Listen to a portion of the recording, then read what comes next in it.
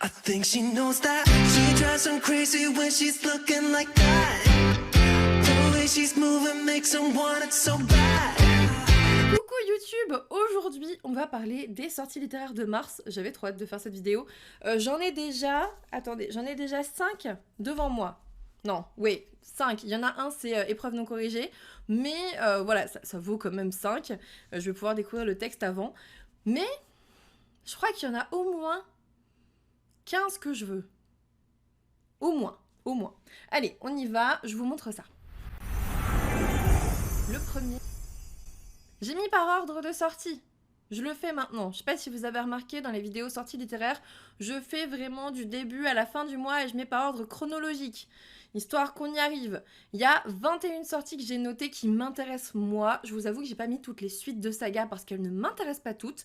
Je vous avoue que j'ai pas mis tous les deux Sexus parce qu'ils ne m'intéressent pas tous et que j'ai pas forcément envie de leur faire beaucoup de pubs partout. Je crois que j'en ai mis qu'un. J'ai mis vraiment des sorties qui m'intéressent, moi, et je peux déjà vous montrer celle-ci qui est juste splendide. Le Pont des Tempêtes de Daniel L. Jensen que m'a envoyé Brajlon la semaine dernière. Regardez-moi cette beauté. On parlait pas de toi, Luna.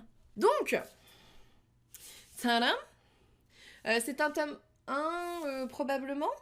Attends, je sais plus. C'est pas noté. Si. C'est noté, on ne peut pas dire que ça n'est pas noté, c'est un tome 1 en effet. C'est en effet un tome 1. Hop, je vous le déshabille. Je peux même repasser. Je repasse exceptionnellement en caméra pour vous montrer un peu plus à quel point il est beau. Oula. Et en fait, la jaquette, c'est une carte. Voilà. Il est trop beau. Il est très beau. Au niveau du résumé, je vous dis ça dans 2 secondes, le temps de le rhabiller et de repasser de l'autre côté. On va de scène en scène aujourd'hui. De scène en scène. Donc, dans cette histoire, on suit, comment elle s'appelle ? Lara, qui a été entraînée aux arts de la guerre, de l'espionnage et de la séduction. Elle est l'arme secrète de son père, qui est le roi de Maridrina. 2 certitudes guident ses pas, le roi Aren d'Itikana est son ennemi juré, et c'est à elle qu'il revient de le mettre à genoux. On est avec une jeune femme qui a été globalement surentraînée pour défoncer le roi d'en face, en fait. Dans un monde de fantaisie. Avec un aussi beau livre, moi forcément j'y suis allée. Je vous avoue que chez Brajlon, c'est mieux dit comme ça, j'ai choisi Le Pont des Tempêtes par rapport à leur 2e sortie, qui a l'air en effet plus jeunesse vu qu'elle sort chez Big Bang. Je vous montre ça tout de suite parce que ça sort aussi le 1er mars. La chasseuse et l'alchimiste d'Alison Saft, donc chez Big Bang. Et là pour le coup, on est... Alors, je dis pas que ça a l'air moins bien, hein. Pas du tout. Pas du tout, c'est juste qu'à un moment donné, il faut faire des choix dans la vie. J'essaye de plus prendre énormément de SP chez chacune des maisons d'édition. J'essaye de me limiter à 1, voire 2 max. Et là, vraiment, c'était celui-ci qui m'intéressait le plus. Pour La chasseuse et l'alchimiste, l'objet livre est aussi à tomber. Vraiment, il est magnifique. Et il n'est pas dit que je me l'achète pas par la suite, en fait. Franchement, c'est pas dit. C'est pas dit. On est avec, on vous dit, une créature mythique qui s'appelle Allah. Le légendaire Allah a fait son apparition et une grande chasse va s'organiser. On vous dit que Margaret en est sûre, si elle remporte cette chasse, sa mère, Evelyn, rentrera enfin à la maison. Mais même si elle n'a pas son pareil avec un fusil, Margaret doit trouver un alchimiste comme partenaire, c'est la règle. Wes n'est pas alchimiste, du moins pas encore. Il a été congédié par tous ses maîtres et Evelyn représentait sa dernière chance. Ils en disent trop, j'arrête là. J'avais pas lu le résumé, je trouve qu'ils en disent déjà trop, on est déjà bien dans l'histoire. On a une bête légendaire qui arrive, une créature mythique. On a Margaret qui a sa mère qui... Enfin, en gros, elle espère que sa mère revienne... mais on ne sait pas où elle est partie, on ne sait pas si elle est décédée, on ne sait rien. Et enfin, j'imagine qu'elle n'est pas décédée si elle attend qu'elle revienne. Hein. J'espère. Après, c'est de la fantaisie aussi, donc tout est possible. Globalement, tu as une chasseuse, une créature mythique qui arrive. Enfin, une jeune femme qui s'appelle Margaret qui va participer à la chasse de la créature mythique avec un gars. Elle est censée faire un binôme avec un alchimiste, mais le gars avec qui elle va s'associer ne l'est pas encore. Ça promet en vrai, mais moi je vais d'abord lire celui-ci et ensuite, si je l'ai lu dans un délai raisonnable, je lirai la chasseuse et l'alchimiste. Voilà, on va faire ça comme ça. Alors, 3e sortie. Je vous l'ai mis pour vous. Je l'ai mis pour vous. Je n'ai pas lu de Melissa d'Acosta. Je ne sais pas si j'aime cette autrice. J'en ai aucune idée. Mais je sais qu'il va être très très attendu parce que Melissa d'Acosta, je le vois bien en salon. Elle a des files d'attente de ouf et de plus en plus longues. Vraiment, j'étais étonnée de voir qu'il y avait autant de gens. Franchement, pas mal. Ça a piqué ma curiosité, je vous avoue. Donc là, on est avec Les femmes du bout du monde chez Albin Michel. Et je vous avoue, il m'intéresse pas trop, je vais pas vous mentir. On vous dit je vais vous lire le résumé, tout simplement. Parce que on est en Nouvelle-Zélande, je crois. Ouais, on est en Nouvelle-Zélande. Et en fait, j'ai lu que le début du résumé et je trouve qu'il est déjà assez, tu vois. C'est si tu te demandes ce que nous faisons ainsi, loin des hommes, je vais te dire... Nous veillons sur notre petit univers, nous veillons les unes sur les autres. C'est ce que font les femmes du bout du monde. Et je me dis, il va y avoir forcément une portée féministe qui peut être intéressante. Maintenant, c'est vrai que je suis pas très attirée par la Nouvelle-Zélande, donc ça me fait pas frétiller plus que ça. Mais bien sûr que j'attendrai les premiers avis et bien sûr que j'ai envie de découvrir l'autrice. Ça, c'est sûr. C'est quoi comme genre? Ça doit être du contemporain, j'imagine. Franchement, ça a l'air intéressant, même si, je vous le dis, moi, la Nouvelle-Zélande, ça m'a jamais attiré. Je saurais même pas vous dire pourquoi. C'est juste que ça m'a jamais attiré. C'est tout. Bon, on verra. Si ça passe au second plan et qu'on est plutôt... Après, il y a un côté exotique quand même, mais... je sais pas. Pas plus que ça. 4e sortie. On continue. Celui-ci, mais franchement... Je suis tombée dessus par hasard. Il s'agit de Fabricant de larmes, c'est de Erin Doom, c'est pas noté sur la couverture, mais c'est de Erin Doom. Donc partie 1, on vous dit le phénomène TikTok italien. Attention les enfants, et je crois que c'est chez Hachette. Donc attention, moi chez Hachette, je fais toujours un peu attention à avoir les premiers avis avant de l'acheter, je vous avoue. On vous dit qu'on suit Nika qui a grandi dans un orphelinat où les histoires et les légendes ont toujours été racontées à la lueur des bougies.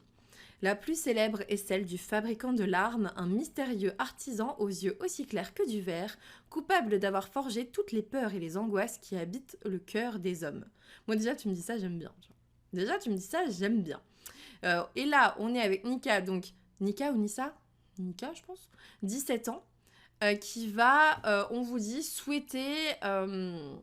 En fait, son plus grand souhait, c'est d'avoir un couple qui voudrait l'adopter, bien sûr. Elle a toujours voulu cette famille, elle est orpheline, etc. Et dans la nouvelle maison, on vous dit, et je m'arrêterai là, Nika n'est pas seule. Et je sais pas s'il y a un autre orphelin, s'il y a d'autres personnes, pourquoi on parle du fabricant de larmes, j'en sais rien du tout, et ça me va très bien. Je crois qu'elle fait des cauchemars, des choses comme ça. Je sais pas, après vraiment, je pense que je vais attendre les premiers avis parce que je sais pas du tout vers quoi on va. Le résumé, il est assez mystérieux et du coup, j'attendrai les premiers avis. Moi, j'étais restée vraiment sur le truc du fabricant de larmes avec les peurs, les angoisses des hommes. Et puis, le truc d'adoption, c'est vrai que je l'ai lu là, en fait, je viens juste de voir. Et comme on est avec... je me dis, ils vont beaucoup pleurer, tu vois, fabricant de larmes, c'est des orphelins. Il y a... je sais pas. Il y a un truc. Il y a sûrement un lien entre les deux. Je sais pas. Je sais pas trop. Je pense que seuls ceux qui l'ont lu, qui le liront pourront nous dire. Je pense. 5e sortie. J'étais obligée de le mettre, c'est Neil Shusterman. Je le lirai pas. Vraiment. C'est Neil et Jarrod Shusterman. Vous savez qu'ils ont déjà écrit ensemble Le goût amer de l'abîme, qui a été un coup de cœur pour moi. C'était tellement bien de parler de la schizophrénie comme ça, en sachant que le fils de Neil Shusterman, Jarrod Shusterman, est schizophrène, et du coup ils l'ont écrit tous les deux avec les ressentis de Jarrod et tout, et c'était d'une richesse sur le plan sémiologique, c'est-à-dire sur le plan des symptômes. C'était incroyable, vraiment, quand tu connais bien la pathologie, parce que c'est un peu mon taf, donc je veux pas me vanter, mais à un moment donné c'est mon travail, tu vois, mais quand tu connais bien la pathologie, vraiment le goût amer de l'abîme était très intelligent, c'était très fin, c'était très bien. Maintenant, pour l'instant, il m'attire pas parce que j'ai l'impression encore d'être au travail avec Drugs. Vous vous en doutez, on va parler de la thématique de l'addiction. Et pas n'importe quelle addiction, c'est-à-dire Pas c'est toxique que vous allez jeter, on veut pas savoir où, tu vois.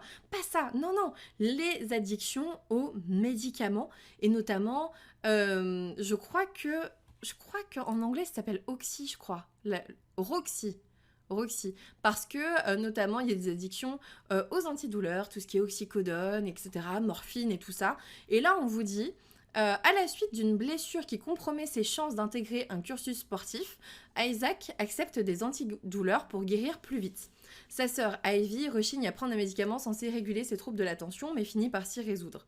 Ils ignorent qu'ils sont l'enjeu d'un pari machiavélique entre Roxy et Addison, deux drogues personnifiées. Roxy et Addison, bon voilà, après tu fais le parallèle ou tu le fais pas, mais ça a l'air vraiment chouette. Est-ce que je vais le lire? Je vous ai dit, je l'ai pas demandé à Casterman parce que je vais encore être au travail. Des patients qui sont addicts à des médicaments qu'on leur a prescrits de façon tout à fait adaptée, j'en vois, tu vois. Et est-ce que j'ai encore envie de lire ça? Est-ce que j'ai pas plutôt envie de m'évader vers de la fantaisie? Bah si, un peu. Maintenant, est-ce que si je le trouve d'occasion, je ne foncerai pas dessus? Voilà, je pense que si. Je pense que si je le vois d'occasion ou si je vois vraiment des avis dithyrambiques dessus, etc., ou même des avis de gens qui ont détesté comme le goût amer de l'abîme, peut-être que je me le prendrai à ce moment-là. C'est possible. C'est possible. Aux USA, ça semble être un vrai fléau. Mais oui, mais moi j'en ai déjà vu, hein, des patients, tu sais, où tu te fais mal, vraiment, tu tombes, tu te fais une fracture, etc. Et bam, en fait, ça va aussi vite que ça et c'est terrible. C'est terrible. C'est juste que c'est moins vu en France, en effet, je pense. Je pense que c'est moins mis en avant en France, mais ça arrive aussi. Sortie suivante. Mystic Flown de Dana B. Chalice aux éditions Gulfstream. C'est un tome 1 aussi. Il rend pas très bien avec la caméra, là, avec la lumière. Les couleurs sont plus comme la photo, même si c'est un peu moins foncé au niveau du violet. Ça rend pas très bien, là. Je sais pas pourquoi. Mais je l'ai acheté, moi, à Montreuil. Il était disponible en avant-première. Il est vraiment très joli. Décidément, je vous montre que des livres beaux. Hein. Regardez. Et puis là, les couleurs, elles passent nickel. C'est bizarre. Hop. Voilà. Je vous montre, tout peut rentrer dans le cadre, donc nickel. C'est vraiment très joli. Hop. Je le rhabille, hein, vous permettez. J'ai commandé la box. Ah, tu m'étonnes. Moi, j'étais très contente. Bah, on était avec Anaïs de Siana Book et Marine de l'Imagine Encre à Montreuil. Et c'est vrai que quand on a vu les avant-premières de Gulfstream, on n'a pas vraiment hésité très longtemps. Voilà. Et du coup, en plus, je l'avais fait dédicacer. J'avais oublié. Oh, trop bien. J'avais oublié que je l'avais fait dédicacer à ce moment-là. Chouette. Pour gagner des alliés, mieux vaut jouer carte sur table. Intéressant. Du coup, on vous dit, je vais le lire bientôt, normalement avec Anaïs, normalement, que je vous dise pas de bêtises, la lecture commune qu'on va faire avec Anaïs sur ce titre, il sort le 2 mars, vous pouvez nous rejoindre en fait. Je crois qu'on va commencer chez moi le 5 mars, c'est un dimanche après-midi. Si jamais vous voulez lire avec nous, il suffit de vous le procurer à sa sortie en fait, tout simplement. Du coup, on vous dit, une guerre de l'ombre couve depuis longtemps entre les royaumes du continent. Dans ce jeu de force et de magie, la découverte des armures robotisées mobiles, donc ARM, devient l'enjeu stratégique de tous. Et moi, rien que ça, je me suis dit, oh, ça va être trop bien, on a des guerres avec des ARM. On vous dit ensuite que ces ARM sont les vestiges d'une civilisation disparue depuis 1200 ans, et ils offriraient un avantage hautement dissuasif si elles voulaient bien révéler leurs secrets. Mais la pièce manquante demeure introuvable. Bref, je vous montre juste l'arrière, de plus près, parce que je trouve que c'est... Ah bah vous voyez, je vous mens pas, je l'ai vraiment eu à Montreuil. Hein. Je trouve que c'est trop beau, regardez. Au final, il est à l'envers. Il est trop beau, hein. Donc voilà, je sais pas énormément vers quoi on se tourne. Je sais qu'il y a des personnes qui l'ont aimé. Je sais qu'il y a des personnes qui l'ont cordialement détesté. Donc je verrai bien. Je verrai bien. Là, en tout cas, on vous dit, pour s'assurer la victoire... on pourrait mettre la main sur le maître des arcanes, porteur de l'as de la mort et du joker, Sage. Héritier malgré lui de ce pouvoir destructeur, il est traqué pour ses capacités et trouve refuge à la prestigieuse université des magies. Il y a du robot, il y a de la magie, il est magnifique, forcément j'allais l'acheter quoi.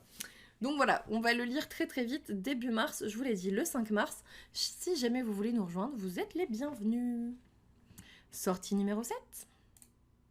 Ah, Gris comme des indifférents de Pascaline Nolo, d'édition Scrinéo. Je vous avoue, je vais pas me le prendre du tout. Je vous le dis tout de suite, c'est mort. J'aurais l'impression encore de travailler. Mais c'est Pascaline Nolo, donc je vous le montre. Voilà, c'est uniquement pour ça, je vous l'avoue. Tout de suite, parce qu'on va parler d'un sujet horrible. Et je pense qu'il va bien falloir le dire. Et enfin, franchement, il va falloir être au courant. Ça parle des violences faites aux femmes, des violences conjugales notamment. Parce que ça commence par « Hier, papa a frappé maman ». C'était un jour banal, plombé seulement par la couleur du ciel et les hurlements. Un jour gris, gris comme le cœur des indifférents. D'où le titre. Mais voilà, attention, trigger warning, tout ce que vous voulez. On parle violence conjugale. Moi, ça m'attire pas du tout parce que des histoires comme ça, j'en entends tous les jours. Donc non. Mais je pense qu'il y a beaucoup de personnes qui apprécient lire ce genre de sujet qui est dur, un sujet sociétal qui est important. Moi, je trouve ça très bien qu'il y ait des livres qui sortent là-dessus. J'espère qu'il est bien fait. C'est Pascaline Nolo. Ça devrait bien se passer. Je pense. Sortie numéro 8. Celui-ci, il m'a attirée. Les princes charmants ne savent pas voler d'Élodie Godard. À votre avis, de quoi va-t-on parler pour que ça m'attire? J'attends. Oh, Little première, deuil. Bien sûr, évidemment. Évidemment, on vous dit qu'on suit Élodie. Élodie qui croit au grand amour. Elle va rencontrer Casper sur une plage de Thaïlande et elle va tomber amoureuse, elle pense que c'est pour la vie, etc. Et on vous dit, malgré les embûches de la langue, malgré la distance qui les sépare, ils vont vivre un amour passionnel. Jusqu'au moment où son prince charmant meurt, brutalement sous ses yeux 8 mois plus tard, et elle, on vous dit, disjoncte. Devenue mutique, incapable d'exprimer sa douleur, elle n'a d'autre choix que de lui écrire pour le maintenir en vie. Comment faire face à l'inacceptable? La rage de vivre d'Élodie peut-elle l'emporter sur son chagrin? C'est chez l'Archipel. Franchement. Ah oui, et je pense que le titre, Les princes charmants ne savent pas voler, c'est parce que c'est Élodie comme l'autrice? Oh, ça c'est particulier, ça m'attire encore plus. C'est tiré de son expérience. En fait, on vous dit qu'Élodie, elle est passionnée de parachutisme. Donc les princes charmants ne savent pas voler, je pense qu'il va y avoir un accident de parachute quelque part, hein, je pense. Et coucou Louane, désolée je t'ai pas vue. Salut Pickwick. Salut.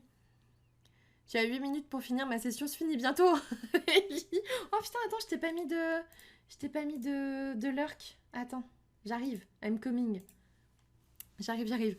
Donc, le titre et la coupe, ah bah ouais, le titre et la couve, ça faisait carrément, voilà, le lurk est mis, c'est bon, hop.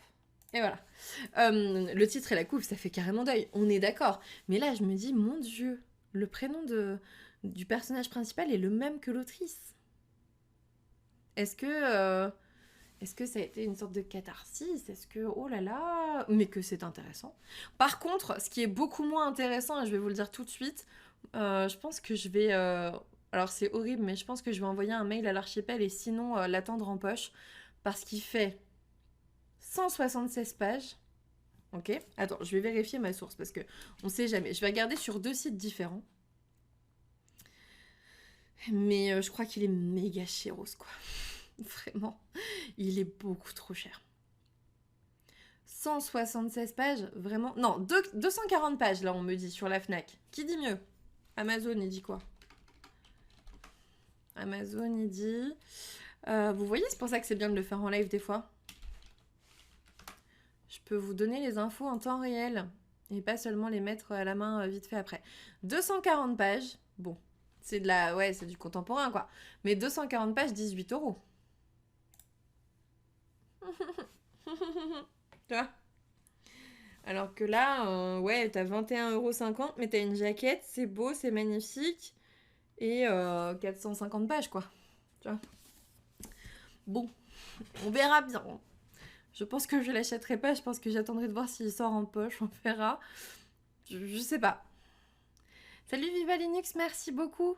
Bah ouais, le ratio page-prix, il fait un peu mal. Il fait un peu mal. Bon, on verra. Si je le trouve d'occasion, ça peut toujours se faire aussi.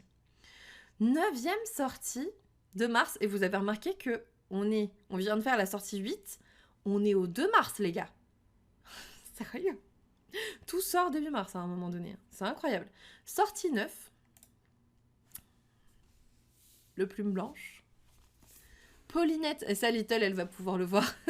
Paulinette, Faux et Paillettes de Serena Howell. C'est un livre que je voulais lire initialement pour Halloween 2022. C'est un peu loupé. J'ai eu une dédicace qui était trop bien. Avec le petit marque-page et tout. Et je l'ai vu à Mons Livre.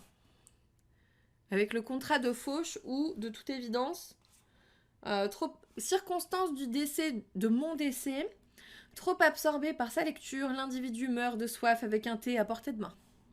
Fort heureusement, il n'y a pas eu le tampon de l'ordre, donc apparemment, je ne suis pas forcément morte. Fouh, on n'était pas loin. Et ensuite, j'ai eu pas mal de licornes arc-en-ciel. Voilà. On vous dit qu'on suit Pauline. Pauline, qui a 6 ans et qui est une grande fille. Du coup, on lui offre une faux. Voilà, comme papa et maman. Et on vous dit, elle a le droit de remplir des contrats toute seule. Et en plus, elle a une faux. Seulement, dans ce monde d'adultes qui disent et font n'importe quoi, ce n'est pas toujours facile. Par chance, la plus mignonne de l'ordre des faucheurs, c'est elle. Attention, messieurs, dames, Pauline arrive, vous n'êtes pas prêts, ange de la mort ou déesse de la catastrophe. Voilà, elle est trop mimes. Oui, mais Little, tu pourras peut-être la faire dédicacer un jour. Ça, c'est trop mignon, je trouve. Ouais, ça pourrait grave t'intéresser, peut-être maintenant, toi qui aimes le côté un peu jeunesse. Ça pourrait peut-être t'intéresser. En plus, les en-têtes de chapitres sont très chouettes. Je vous montre ça. Donc ça, c'est le début. Ensuite, on a ça. Hop. Ensuite, on a ça. Et ensuite, ça. Mais il y a un petit dessin à chaque fois, hein, je crois. Presque. Ouais, chapitre 2. Voilà. Mais je veux, bah oui. Bah oui. Personne n'est prêt. Je trouve ça trop drôle. Donc voilà, le 7 mars, il faudrait peut-être que je me le lise avant. Ça serait bien. Vu que je l'ai. 10e sortie, salut Panda, comment vas-tu? 10e sortie sur 21. Ah. Ça sort enfin, la suite de The Prison Healer, qui est The Gilded Cage, de Lynette Noni, aux éditions Hachette, il me semble. On suit une jeune femme dont j'ai oublié le prénom. Comment elle s'appelle dans The Prison Healer? Oh là là, j'ai pas pris le résumé parce que...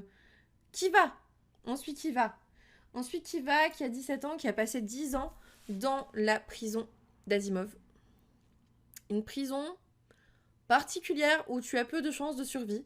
On a un tout petit aperçu dans le tome 1 de l'univers et on comprend vite qu'on va avoir on a progressivement une vision plus étendue, on va dire.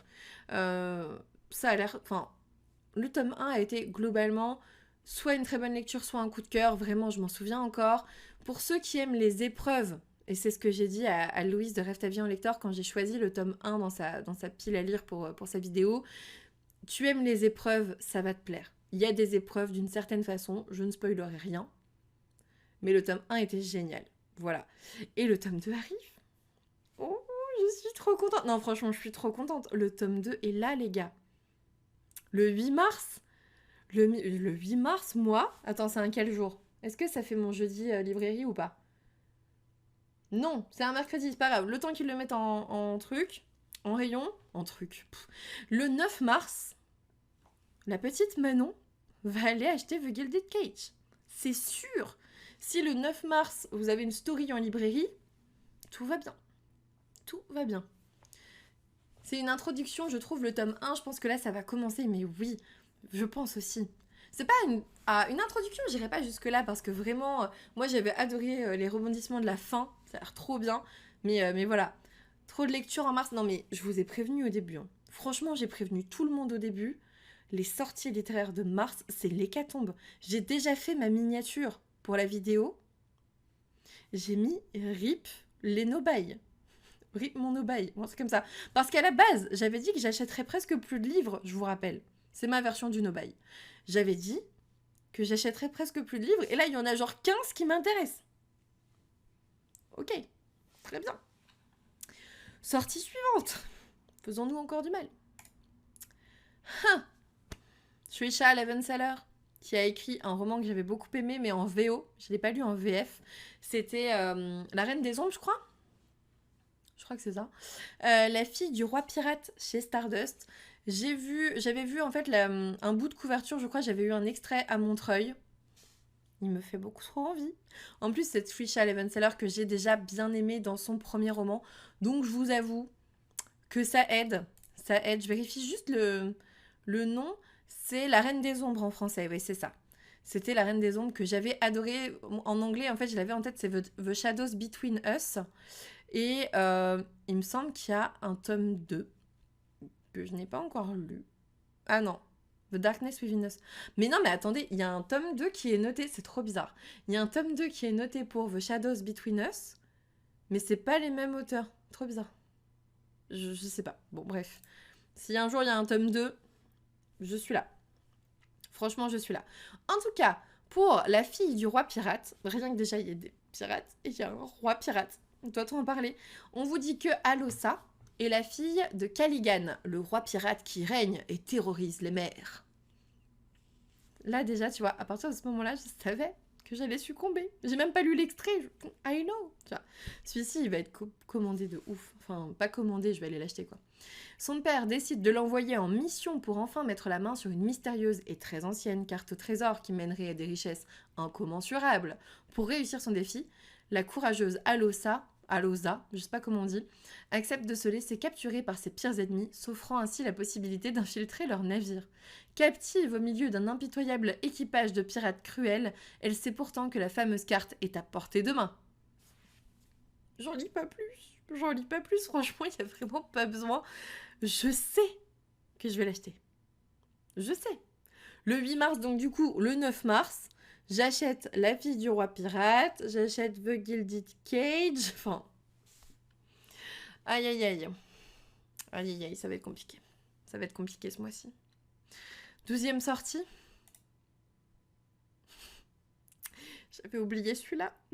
J'avais oublié que le même jour sortait un nouveau Twisted Tale qui est Au bout du rêve de Farah Rochon chez Hachette Heroes. Et je ne sais pas, là vous le voyez pas, mais je ne sais pas si vous avez vu la tranche qui est violette et magnifique. C'est pour ça que je vais l'acheter là, tu vois, parce que j'ai loupé le renouveau et tout. Je vais acheter celui-ci. C'est sûr. Et si Tiana avait conclu un pacte avec le maître des ombres, je vous avoue, j'ai pas lu le résumé, j'ai pas envie de le lire, donc je vous le lirai pas. Attendez, ça reprend La princesse et la grenouille. Simplement, Tiana a conclu un pacte avec le maître des ombres. J'aime beaucoup Tiana avec ce côté très travailleur, très courageux, très... J'aime beaucoup Tiana, voilà. Ouais, la couve, t'aimes bien, Fénicia. Moi, je déteste le vert, donc c'est vrai que je suis pas très objective sur la couverture. Mais ils ont mis du violet sur la tranche. Donc, ça passe. Je trouve que ça passe. 13e sortie. Je l'ai mis parce que c'est vrai que j'ai lu les derniers Serena Giuliano et j'avais bien aimé. C'est Un coup de soleil de Serena Giuliano aux éditions Robert Laffont. Bien sûr, ça va se passer en Italie. Serena Giuliano et alors, je sais plus si elle est italienne ou si elle est d'origine italienne, je sais plus. On vous dit 6 foyers, un point commun, Éléonore, femme de ménage. Mais leur routine risque de se voir chamboulée. J'imagine qu'en fait, on va suivre cette femme de ménage qui s'appelle Éléonore et qui va dans 6 foyers différents. On vous dit que lundi, elle va chez un veuf au cœur brisé. Mardi, la doyenne, elle va chez la doyenne à l'esprit mal tourné. Mercredi, elle va chez les cubénis autoritaires. Jeudi, chez une voyante qui lit dans les cartes et les pensées. Vendredi matin, chez les... Alors, Landy qui sont aisés, bronzés et désespérés. Et vendredi après-midi, chez l'homme invisible. Du coup, j'imagine qu'on va suivre chacun de ces foyers via cette femme de ménage qui connaît finalement leur intimité. Et je sais que je vais y aller. Je sais que je vais y aller parce que j'aime bien ce qu'elle écrit. J'aime bien. Je peux pas vous dire que ce sont des coups de cœur à chaque fois. C'est pas vrai. Mais j'aime bien. Il y a un côté léger. Il y a un côté drôle. Ouais, c'est ça. Il y a un côté drôle aussi. Donc... Voilà, après, si vous l'avez pas encore tenté, j'ai envie de vous dire, tous ces romans, ou presque, sont sortis en poche. Donc, n'hésitez pas à la tenter en poche aussi. Puis, il y a ce petit grain d'Italie qui te fait penser que les vacances d'été ne sont pas très loin au moment où sortent ces romans, même si on sera en mars. Et il y en a qui partent en vacances dans 3 mois en juin, tu vois. Ça passe, ça passe. Sortie numéro 14. Vamps que j'ai moi donc en épreuve non corrigée, hop, je vous mets comme ça. Moi je l'ai reçu comme ça avant d'avoir les épreuves définitives, donc du coup je l'ai programmé, il sort quand? Le 9 mars. J'ai prévu de le lire la semaine prochaine je crois. Donc Vamps de Nicole Arend aux éditions Robert Laffont dans la collection R. Devinez ce qu'on suit, des vampires. Et oui, Vamps, vampires, jusque-là, je pense que c'était assez simple. On vous dit bienvenue à Vamps, l'école d'élite sise au cœur des Alpes suisses. Ça, c'est plutôt cool. On n'est pas en France, on est dans les Alpes suisses. Et franchement, je crois que j'ai jamais lu de livre se passant dans les Alpes suisses. Donc, trop cool. On est dans cette école qui accueille les enfants des plus puissantes familles de vampires du monde entier. Et bien sûr... on suit Dylan, un jeune Irlandais de 18 ans qui est un outsider. Évidemment, on suit toujours l'outsider, tu peux pas suivre les populaires, c'est pas possible. Né d'un père humain et d'une mère vampire qu'il n'a jamais connue, il est un dampire, un sang mêlé. Un sang de bourbe presque. Hein. La cérémonie d'intronisation où les nouveaux arrivants boivent au cou de la directrice est un choc pour Dylan qui n'a jamais bu de sang humain. Mais j'imagine qu'il va pas avoir le choix, on lira pas la suite, mais... ouais, il y a un côté Gossip Girl sur la couve, ouais, je suis d'accord, j'y ai pensé aussi. Mais voilà, il y a des vampires, on est dans une école avec un gars qui est pas vraiment un vampire et pas vraiment humain non plus, et il va devoir boire du sang en plus, et bref, j'avais envie de découvrir, c'est la collection R en fait. La collection R m'a attirée de fou, donc je les remercie vraiment de m'avoir envoyé rien que les épreuves non corrigées, parce que ça va me permettre de vous en parler à sa sortie, et ça va être chouette. Voilà, j'ai hâte de vous en reparler du coup. 15e sortie sur 21. On a fait une bonne partie là, c'est bon, hein? Vous le saviez, je suis en train de le lire, je l'ai quasiment terminé. Mémoire de la forêt, le tome 2, les carnets de Cornelius Renard, de Michael Brun-Arnaud aux éditions L'École des loisirs. Regardez, il me reste ça. Vraiment, j'ai pas avancé depuis le live avec Manon, donc de Manon's Readings. Mais, regardez, mon marque-page, il est beau. Mais en fait, j'ai pas avancé, pourquoi ? Parce que j'ai des semaines là méga chargées. C'est-à-dire que cette semaine, je travaille tous les jours, genre même encore samedi, dimanche. Et du coup, je veux savourer ce petit bonbon. Parce que je sais qu'il n'y en aura pas, il n'y en aura plus avant au moins 1 an. Parce qu'il y a 4 tomes prévus, il me semble. Là, on est en plein dans l'automne. Je pense que ça se voit. Le premier tome, on était en été. Et on va suivre globalement l'histoire de Cornelius Renard, le grand-père d'Archibald de Renard qui était dans le premier tome et qui aidait dans le premier tome Ferdinand Taupe à retrouver un petit peu ses souvenirs. Globalement, c'est ça. Tout tourne autour de la librairie et de la famille Renard. C'est top. C'est vraiment bien, j'ai l'impression de retourner à la maison. Il y a déjà plusieurs signés, je vous le montre. Si vous avez aimé le premier tome, vous retournez à la maison, en fait. Si vous avez aimé le premier tome, le deuxième tome est très bien. Il parle... je ne vous spoilerai pas, ne vous en faites pas, mais il parle... la question, c'est toujours, vu que dans le premier tome, on parlait de la maladie de l'oubli-tout, est-ce qu'on va parler aussi de quelque chose de médical, vu que l'auteur était quand même psychologue avant d'installer sa librairie et d'écrire des romans? Est-ce qu'on parle encore de médecine? Eh bien, la réponse est oui, on parle encore de médecine et je vous laisse le découvrir. Voilà, je vous laisse le découvrir et je vous laisse revenir vers moi si vous voulez en parler. Parce que je pense que c'est pas aussi évident que dans le premier tome. C'est pas dur, mais c'est pas non plus aussi évident que dans le premier tome. Donc n'hésitez pas à revenir vers moi une fois que vous l'aurez lu. Voilà. J'adore. Je vous le conseille, comme d'habitude. Et si vous n'avez pas encore lu le tome 1, qu'attendez-vous? Ça fait plus d'1 an qu'il est sorti. Ça fait 1 an qu'il est sorti. C'est bon maintenant. Vous pouvez y aller. Vous pouvez y aller. 16e sortie. J'en ai encore le cœur qui palpite. Hein. Je te jure. Je sais que je vais pleurer à la fin de ce deuxième tome. Et du coup, j'attends d'être tranquille à la maison. Je sais que je vais le finir lundi ou mardi prochain quand je serai en congé à la maison. Lundi après-midi, mais je vais être fatiguée donc par la garde de week-end. Non, je pense mardi prochain, je le finis tranquille à la maison. Et je sors mes meilleurs mouchoirs, je pense. Parce que je sais que j'ai versé ma petite larme à la fin du tome 1. Donc je me doute que la fin du tome 2, je vais sangloter encore. 16e sortie. Allez, on y va. Alors celui-ci, je suis désolée, j'ai pas trouvé la couverture en bonne qualité. Je l'ai trouvé ce matin, vraiment, je l'ai ajouté à cette présentation, on va dire, ce matin. Ce midi en fait, à la pause déj. C'est Persona, le livre 1 de Yelena chez Hachette. J'avais oublié qu'il sortait en mars. Yelena, c'est l'autrice des Chroniques des Fleurs d'Opale, si je ne me trompe pas sur le titre au niveau du pluriel. Et là, elle est éditée. Donc les Chroniques des Fleurs d'Opale, c'est auto-édité. Et là, Persona, c'est édité chez Hachette. Donc je suis très contente pour elle que son récit ait été publié par Hachette. Je sais que je vais me le prendre parce que je la connais un petit peu. On se rencontre, enfin un petit peu, genre, c'est une autrice que je rencontre rapidement. Pas rapidement, régulièrement, je suis désolée, c'est la fatigue à un moment donné. C'est une autrice que je rencontre régulièrement en salon, qui connaît Marine Imagine-Encre, qui connaît Audrey Vaisselle d'Ingé, La Tasse Ébréchée. Et bref, j'ai l'occasion de papoter avec elle, donc clairement, je sais que je vais découvrir son nouveau roman, c'est sûr, je vais me le prendre. On vous dit, dans le monde de luxe, Lux, dans le monde de Lux, ceux qui ont été touchés par la lumière développent des dons singuliers. Mais à Phaos, capitale resplendissante du royaume d'argent, les jeunes gens qui possèdent ces pouvoirs hors du commun sont craints, méprisés. Dès leur enfance, ils sont enfermés dans des officiats où leur don devient une marchandise comme une autre mise au service du plus offrant. À leurs 18 ans, un choix s'offre à eux, se marier et abandonner leur don ou rejoindre le culte de la lumière.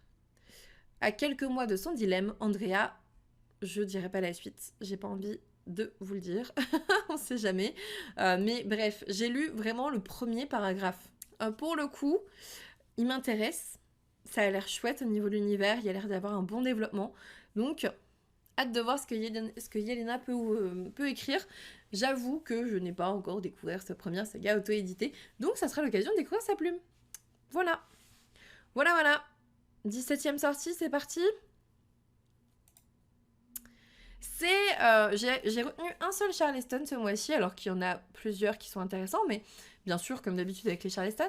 Mais celui-ci m'intéresse davantage, c'est Toutes les vies d'Alice de Lucie Castel, donc aux éditions Charleston, je vous l'ai dit. On est avec un petit peu de psychiatrie pour le coup. On vous dit... Le jour où elle apprend que sa sœur est hospitalisée pour un état catatonique, à peine quelques jours après lui avoir laissé un message énigmatique, Sarah se rend immédiatement à son chevet. En retrouvant Aigues-Mortes, la ville de leur enfance qu'elle a fui 20 ans auparavant, c'est comme si tout son passé refaisait surface. J'adore quand on revient dans une ville d'enfance et tout, ça j'aime bien. Les terreurs nocturnes qui l'assaillent et les ombres qui l'obsèdent sont plus présentes que jamais, mais c'est peut-être enfin l'occasion de les affronter, blablabla, comme d'habitude. Le but de revenir dans son village natal, c'est que ça serve à quelque chose, évidemment. Non, c'est pas deuil, c'est catatonie, et je trouve qu'on ne parle pas assez de la catatonie. J'espère qu'ils lui ont mis... Il y a un traitement assez radical pour la catatonie. Sortie numéro 18 sur 21, que j'ai sélectionné, hein. Il y en a plein que j'ai pas mises, bien sûr. Il y a plus de 500-600 sorties par mois, donc voire plus que ça. Dois-je vraiment vous dire pourquoi je l'ai mise? Si vous ne le savez pas encore, j'en ai parlé dans mon dernier point lecture, enfin mon premier de l'année en fait. The Perfect Love, c'est le tome 2 de The Perfect Match de Lila Mars aux éditions HarperCollins dans leur collection EH. J'ai adoré The Perfect Match, et évidemment que je veux le tome 2. Franchement, évidemment. Tu as combien de lectures en cours? 1, 2, 3. Inheritance Games tome 3 à partir de ce soir. Mémoire de la forêt tome 2 et Guild. Le tome 1 du coup. Mais j'avais adoré The Perfect Match. Vraiment, je m'attendais pas à ce genre de romance dans la dystopie et tout. C'était extrêmement bien fait. J'ai hâte d'avoir la suite. Et en vrai...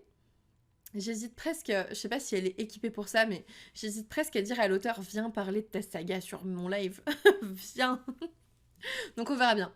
On verra bien, mais j'aime beaucoup. J'aime beaucoup, j'ai hâte d'avoir ce tome 2. Vous pouvez être sûr que le 22 mars, 23 mars je crois, c'est quand le jeudi à ce moment-là? 23 mars, vu qu'on est le 22 février. Le 23 mars, je serai en librairie pour acheter ce livre, c'est sûr. C'est sûr, c'est sûr, c'est sûr. Ensuite, 19e sortie. Je vous ai mis la couverture brochée. Parce que je la trouve tellement belle, glauquement belle. En fait, je la trouve glauquement belle ou joliment glauque, comme vous voulez. C'est Light Lark, le tome 1 de la saga Light Lark. C'est de Alex Astor. Et j'adore ce cœur avec quelque chose de très végétal. J'adore. On voit vraiment tout. On voit l'artère pulmonaire et tout. On voit tout. C'est trop bien fait, je trouve. Et le résumé est aussi très très bien, hein, mais je trouve que vraiment à choisir entre la couverture brochée et reliée, moi je vais prendre le broché, c'est sûr. C'est sûr, sûr, sûr. Parce que ouais, la couverture reliée, je la trouve moins jolie. On a cette espèce de château. En fait, elle est pas mal. T'as un château sur une falaise avec la mer, mais c'est bien plus classique que ça, je trouve. Dans le résumé, on vous dit le centennal commence. Pour rompre la malédiction, l'un d'entre eux doit mourir. Déjà, ça me plaît. Déjà, ça me plaît beaucoup, tu vois. Tous les 100 ans, l'île maudite de Light Lark réapparaît pour accueillir le centennal. Une compétition meurtrière à laquelle les souverains des 6 royaumes voisins sont invités à participer. Invités, ou plutôt contraints, car c'est là leur seule et unique chance de briser la malédiction qui s'est abattue sur leurs peuples respectifs depuis près de 5 siècles, corrompant irrémédiablement leur pouvoir. Évidemment, comme d'habitude chez Lumen, il y a encore beaucoup de lignes dans le résumé, mais rien que ça, tu sais que tu vas le lire. Enfin, vous, je sais pas, mais moi, je sais. Moi, je sais, mais quand je vous dis que je vais lâcher mon... Franchement, je vais lâcher mon salaire dans des bouquins ce mois-ci, c'est horrible. C'est horrible. Et le pire, ouais, encore en mode épreuve, je pense, Loane, je pense. Mais le pire, c'est que je vais pas pouvoir tous les lire tout de suite. Franchement. Donc il va falloir que je sois raisonnable. Qui y croit? Personne. Je vous comprends. Non, il va falloir que je réfléchisse à ce que je peux lire quand en mars-avril et comment je répartis les dépenses. Mais arrêtez de dire personne. Je vais pas faire un sondage pour ça, j'ai bien compris. J'ai bien compris. Vous pensez pas que je peux être raisonnable avec ce genre de sortie en même temps? Qu'est-ce que tu veux que je te dise? Avant dernière sortie que j'ai notée, pour la fin mars. Je me souviens plus. Ah oui, oh si, le prochain Inceptio, Écarlate sous la cendre d'Elisabeth Kochava. Je sais pas si vraiment ça se dit comme ça, je suis désolée si j'écorche son nom, je suis vraiment désolée. On est avec, alors, rien que le début, Kira, une jeune elfe au caractère volcanique. On suit une elfe, c'est trop bien. On suit Kira, une jeune elfe au caractère volcanique qui commence son apprentissage au camp d'Eleadora. Entre les cours de combat, les soirées sous pilotis et les entorses au règlement, elle se retrouve face au sourire de l'énigmatique Talion, un ange plus que prétentieux. On va être avec un elfe et un ange, le truc qu'on a très très peu quand même dans la littérature de l'imaginaire. C'est souvent des loups-garous, des vampires, toujours un peu la même chose. Un elfe et un ange, on n'en a pas tant que ça. Et je me souviens que la dernière fois que j'ai lu cette thématique chez Inceptio, ça a fait grave mouche et ça a été un coup de cœur de malade. Donc, moi j'y vais. Je vous le dis tout de suite, moi j'y vais. J'espère qu'ils vont me l'envoyer d'ailleurs. D'ailleurs, n'hésitez pas à aller... je vous rappelle que j'ai toujours un code promo chez Inceptio. Je vous le mets dans la barre d'infos sur YouTube. Je vous l'ai mis sur le chat sur Twitch. On vous dit, malgré sa réticence, l'attention que ce dernier lui porte la trouble. Un pouvoir semble se réveiller en elle, une fièvre ancestrale qu'elle n'est pas sûre de contrôler. J'en lirai pas plus, on en a déjà lu assez. Je pense que vous êtes hypés déjà. Moi, je le suis. Moi, personnellement, je le suis. Tu suis une elfe qui a un bon caractère. Ça me dit bien. Et la couverture, elle est quand même belle, hein. En vrai. Je sais pas qui l'a faite, tiens. Attends, on va regarder. La nouvelle saga fantasy à l'univers peuplé de créatures légendaires. Oh. Et on vous dit, sur le site Inceptio, qu'il y a des elfes, des garous, ça j'entends, des séraphins, des manticores.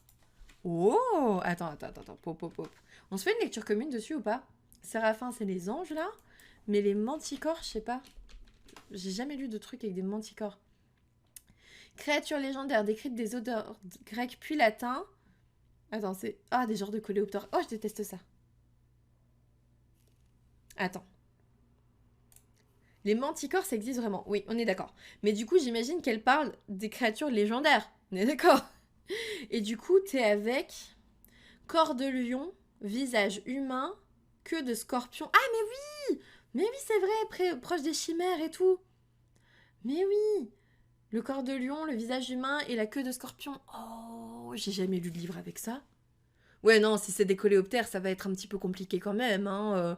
Et puis moi, ça va raviver ma peur des insectes, alors j'espère que non. Je crois que j'en ai déjà vu en plus des bazars comme ça, là. Pas en vrai, je crois que c'est en Afrique ou un truc comme ça, je crois. Mais vivant dans l'Afrique, voilà. Mais, je vais fermer cette photo. Bon, du coup, il y a des pouvoirs, il y a plein de choses. Oh, ça a l'air trop bien. Avant-première e-book disponible. Donc si vous voulez le commencer en e-book, c'est déjà dispo. Il est à quel prix? Tu sais. 7,99 €. En sachant que mon code promo dans le chat et dans la barre d'infos sont dispo sur toute votre commande Inceptio, hein, comme d'habitude. Et on regardait quoi? Ah oui, qui a fait la couverture? Je suis trop dissipée, je suis trop hypée. C'est Elisabeth Kochava, donc c'est l'autrice qui a fait la couverture. Ça, c'est important de le savoir, je trouve. C'est intéressant de le savoir. Vraiment. Oh, il y a un extrait. Leur déesse était faite de chair et de sang.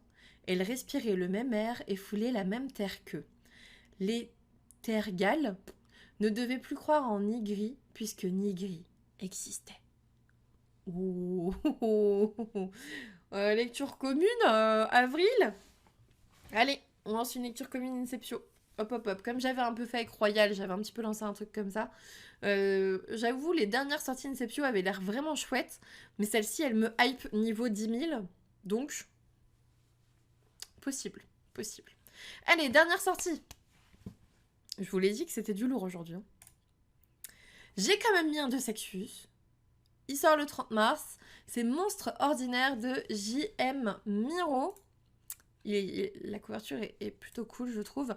Et en fait, ce qui m'a attirée, c'est 1882, au nord d'Édimbourg. Déjà, j'étais en mode, oh, Édimbourg, 1882, j'adore ça. L'Institut Cairndale accueille des orphelins dotés de pouvoirs extraordinaires. Ça m'a fait penser un petit peu à l'Institut de Stephen King. À Londres, escortés par 2 détectives jusqu'à Cairndale, Charlie et Marlowe sont pris en chasse par un homme des ténèbres. Arrivés sur place, les 2 enfants découvrent peu à peu les secrets qui entourent l'Institut. Tu vois, c'est pour ça que j'ai pensé à l'Institut. Et la vérité sur leurs dons. Voilà. Je l'ai mis quand même. Je pense que c'est peut-être le seul de Sexus pour lequel je craquerais. Il y en a un autre, c'est, je crois, Cendrillon est morte ou un truc comme ça. Mais tire pas plus que ça, je crois. Je pense que j'irai plus vers celui-là. Quitte à choisir. Voilà. Et du coup, c'est ainsi que se termine cette vidéo sur YouTube. Je vous remercie d'être arrivé jusqu'ici. N'hésitez pas à me dire les sorties que vous avez repérées pour mars. Peut-être que je suis passée à côté de sorties qui pourraient m'intéresser aussi. N'hésitez pas à me laisser un petit pouce bleu, à vous abonner si ça n'est toujours pas fait. Et puis moi, je vous dis à bientôt pour une nouvelle vidéo. City car, but we hit the road. Doesn't matter where we go and destination unknown. I don't care where the motor stops. Cause when I want it, then I want it. Yeah, I want it, oh, I want it, let's go. Look around, where's the people at? I want a taste of